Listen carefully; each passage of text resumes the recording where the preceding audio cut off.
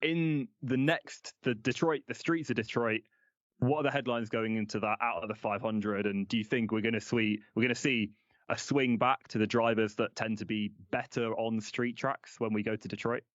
Yeah, I think the big talking point is Chevrolet versus Honda again. So the conversation at the beginning of the year has been how Chevrolet have dominated, and then you've come into the month of May. Honda have turned the tables back a bit with a win at the Grand Prix, and then obviously a third winner in a row at the 500. So it'll be really interesting to see the dynamic, because that really does make a difference. Chevrolet, not only have they brought the horsepower this year, but the drivability of that Chevrolet has been something to marvel over in the opening few races. So for me, it's going to be interesting to see whether or not, the Rahal, Letterman, Lanigan Racing cars have gone well there. They need a change of luck in terms of their performance. Obviously, Team Penske go really well there. So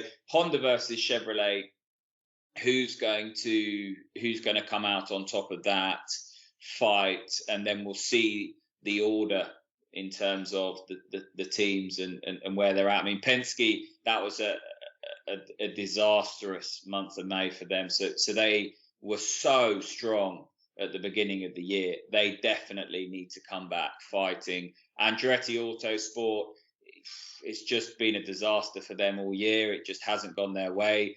For Rahal, Letterman, Lanigan, it's not been a strong year.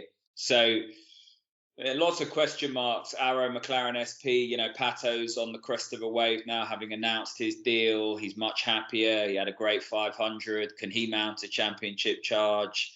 So lots of question marks, lots of unanswered questions. And that's just the nature of IndyCar. You genuinely will be going into Detroit and Belle thinking, right, there's 15 drivers that could come out of this weekend with a strong result. So let's see what happens.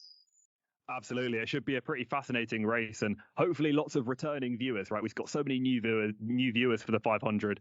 Hopefully people will come back and check out what IndyCar has to offer on a street track.